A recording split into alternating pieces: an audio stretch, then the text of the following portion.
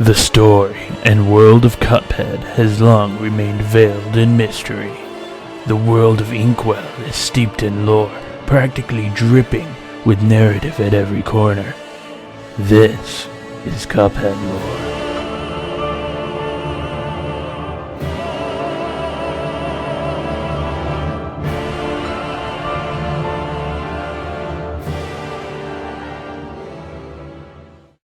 Many years ago, in the kingdom of Inkwell, there lived a royal family. This family was headed by its patriarch and ruler of the land, King Kettle. His lovely wife, Queen Chalice, ruled at his side.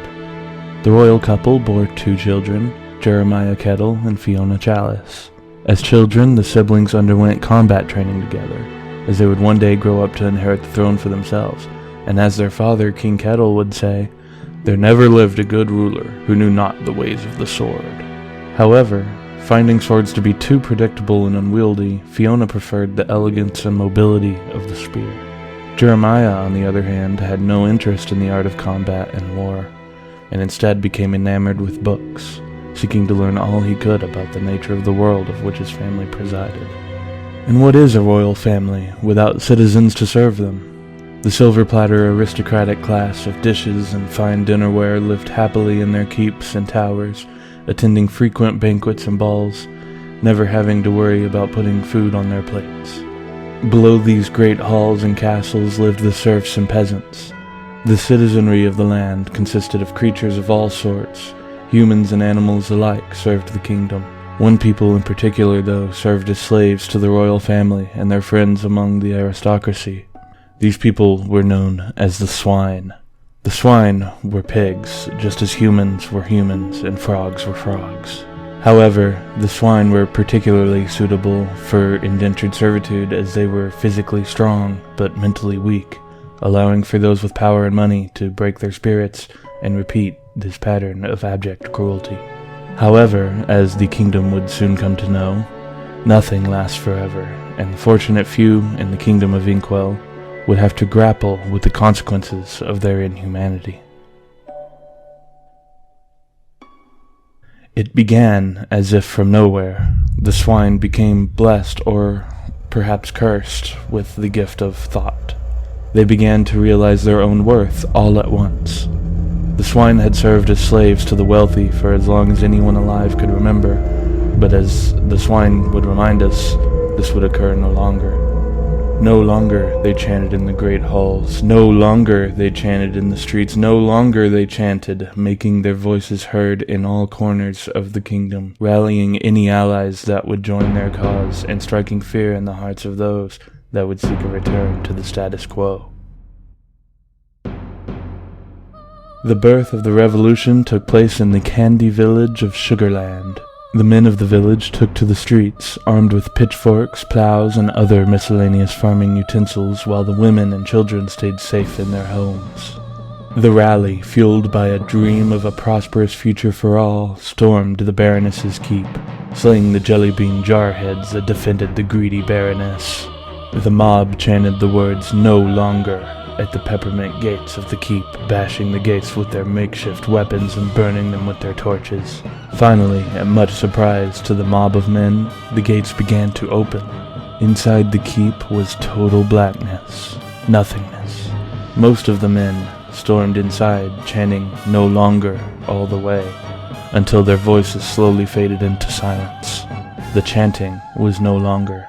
Suddenly, the keep began to move. It inched, little by little, closer to the men that still stood at the gates. When the men took a step back, the keep would approach faster. When the men turned to run, the keep gave chase. The men's feet were no match for the crawling candy castle. The men were devoured by the Baroness's home, with the only survivors being the women and children of the deceased. Word of the incident traveled across the land, and rumors of how the Baroness acquired her powers spread like wildfire. Some said she was a witch, others believed she tamed a monster to allow her to live inside it, and some even thought she made a deal with the devil himself. Before long, other incidents such as this began occurring all over the kingdom of Inkwell. Plants coming to life as monsters, evil mermaids tormenting sailors, even giant robots destroying entire cities. But it was the dragon that would serve as the matchstick that would end the war for good. During the height of the revolution, fearing for the lives of his family, King Kettle ordered the execution of all swine that lived in the slaves' quarters of the castle. Their faces would be carved off and hung to adorn the gates approaching the castle. This would serve as a warning and a threat to anyone who would dare oppose the royal family. This warning, however, served only as fuel for the fires of rebellion. Fiona Chalice, now a grown woman, had become a fierce warrior, which earned her the moniker of the legendary Chalice on the battlefield. She also had the title of mother to twin boys, still in their infancy. She worried endlessly for their safety, knowing that one day the war would make its way to her home, and it would be her duty to protect them. Her brother, Jeremiah, had become quite the skilled chemist, and had been conducting experiments, trying to create a potion to replicate the magic that had been appearing all over the kingdom. While he did have some success in creating magic, it was nowhere near the scale of something like the Baroness's crawling keep. One night, just as the sun set over the mountains, the faint chants of rebellion could be heard. "No longer, no longer," the mob shouted, the words echoing in the streets, becoming louder and louder with every passing moment. The king's royal army stood vigilant at the castle gates, commanded by the princess herself, Fiona Chalice, the legendary Chalice. Thousands of citizens seeking change, seeking equality, seeking vengeance, marched on the castle. A bloody battle ensued. The rebels had the numbers, and they had the will to win, but Fiona and her army of knights fought vigorously. Numbers on both sides dwindled dramatically. The war would end here one way or another. Suddenly, taking both sides of this conflict by surprise, a terrifying shriek could be heard from the sky. Descending upon them was a creature only heard about in storybooks and fairy tales. A fierce dragon lit up the night sky, melting the stone castle with its fiery breath. Fearing for his own life, as well as the lives of his nephews, and knowing that the castle would soon fall, Jeremiah Kettle, Prince of Inkwell, grabbed the twins and made his escape through secret tunnels beneath the castle. Upon escaping the crumbling castle and making his way out of the city, Jeremiah turned around to take one last look at what had been his home for his entire life. The castle fell, one tower at a time, the might of the ferocious dragon. Jeremiah stared on in horror as one structure remained, the King and Queen's Tower, the place where he and his sister were born, where his father and mother slept every night. Suddenly, a colossal cyclops emerged from the base of the ruined castle, destroying what remained of Jeremiah's home. The size of the beast dwarfed even that of the dragon.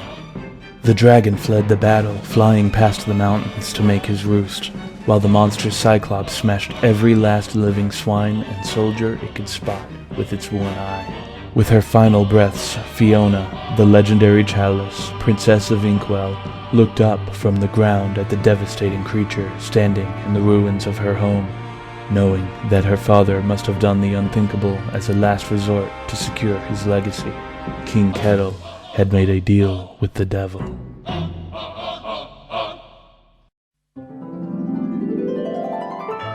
In the weeks and months following the battle, Jeremiah Kettle sought refuge in a rural area of the Inkwell Islands where he could raise his nephews in peace and relative safety. There were still so many mysteries that Jeremiah would never come to understand about the events leading up to that fateful night. What caused the swine to develop their mental fortitude? What was the source of the magical events taking place throughout the kingdom? Where did the dragon come from, and who summoned it? But these are all questions for another day. I want to thank everyone for making it to the end of this video. This is a project that I've been working on for the past few months, so I hope you enjoyed it. And if you want to see more, make sure you leave a like, and feel free to leave a comment telling me what you think. Thanks again for watching.